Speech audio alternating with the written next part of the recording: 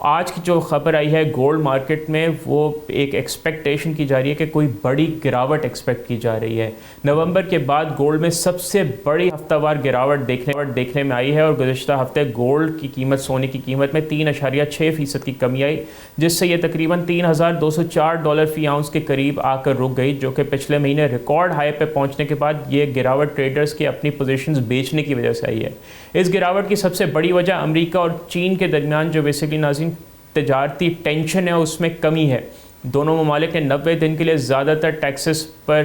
Basically معطل کرنے کا فیصلہ کیا، اور امریکہ نے اپنے جو بیسیکلی 145% ٹیکسز ان سے گھٹا کر 30% کر دیے ہیں، جبکہ چین نے 125% سے اپنے ٹیرف کم کر کے صرف 10% کر دیے ہیں۔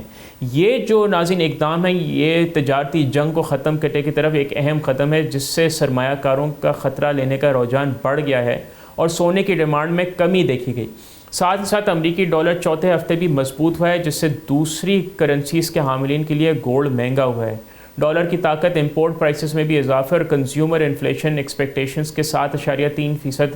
تک بڑھنے سے رہی۔ اس سے سونے کی مارکیٹ میں خریداری کم ہوئی، اور مارکیٹس اب بھی سال کے آخر تک 2 ریٹ کٹس کی امید کر رہی ہیں، جس کا آغاز ستمبر سے ہونے والی توقع ہے، لیکن اس بات پر یقین کم ہوتا جا رہا ہے۔ کہ ریٹیل سیلز پر بیسیکلی پرائس انڈیکس کے اعداد و شمار سے پتہ چلتا ہے کہ